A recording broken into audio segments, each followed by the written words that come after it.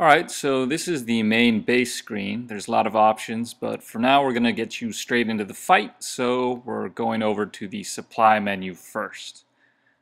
Here we're going to request gear. We're going to grab ourselves a rifle. You can see the stats there, range, damage, price. We'll probably add more later. Pick ourselves up a grenade as well, because they're fun and extremely unbalanced right now. And we'll grab a flak jacket so we don't die as quickly. Now, normally, you get more gear every so often, but because we're in debug and we want to get through it, I'm having it randomly generate gear immediately. I'm going to pick up another flak jacket, submachine gun, and we should be good to go. So we'll back up, we'll go to personnel, where we're going to pick up some people, recruit somebody, say in this case, we'll just recruit Timothy Jackson. You'll notice that he's the only name there because it's automatically moved us from recruit to roster, because normally we won't recruit so many people, but John Michaels now. You'll see side or strength, intelligence, dexterity, endurance in the upper right, and a bunch of other stats at the bottom which are derived from that. Eventually there will be more stats, but they're hidden now because you haven't explored and discovered the technology yet. So we've recruited both our guys for the first mission. We'll get back to Timothy Jackson. We'll equip his primary weapon. We'll give him the, let's say, rifle. So he'll be the long-range man. We'll put his armor on. Flak jacket for both our guys. Back out and we'll equip John Michaels now. We're going to give him the submachine gun as his primary weapon. And we're going to give him a grenade because he'll be up close and personal. Throw armor on him too so he doesn't die, and we will go now to operations. Operations, where everything happens. We'll select the formation. Normally these buttons are all covering each other and you won't have them all until you discover them or get experienced enough to. There's also missions which will have more information and randomly generated, but it's all placeholder for now. We're going on an easy mission.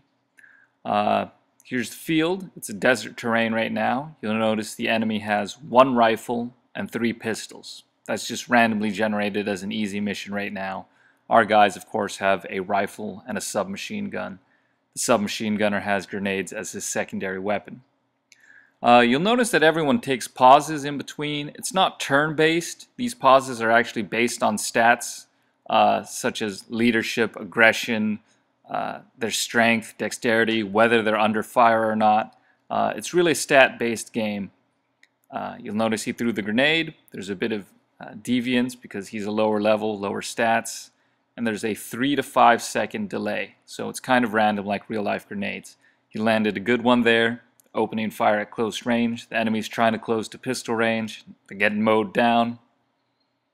The enemy rifleman's already firing, but because we're on an easy mission, they have stat reductions. Closing in on the final guy. In addition, any hits that are landing are kind of getting negated by the armor, and that's a victory for the good guys. So we don't have the stats showing at the end, but people got XP and more money has occurred. Because it is default debug mode, we got a bunch of levels for killing a few guys, so we can up our stats now, dexterity, endurance, intelligence, strength, and we're just throwing it all into dexterity for now. Again, because this is a debug testing mode, we've gotten way too many level ups for very few kills, but I'm just going to throw all the stats into dexterity so you can see what happens in combat because of the change in stats. Now, I can't stress this enough. This is pretty much unbalanced at this point, cost, damage, and etc.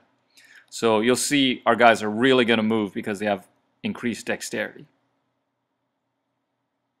But now you get an idea of how units will improve based on stats over time.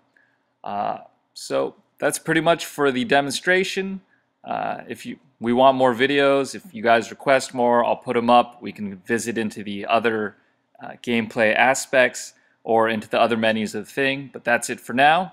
Hope this motivates you about the game, and I'll see you around.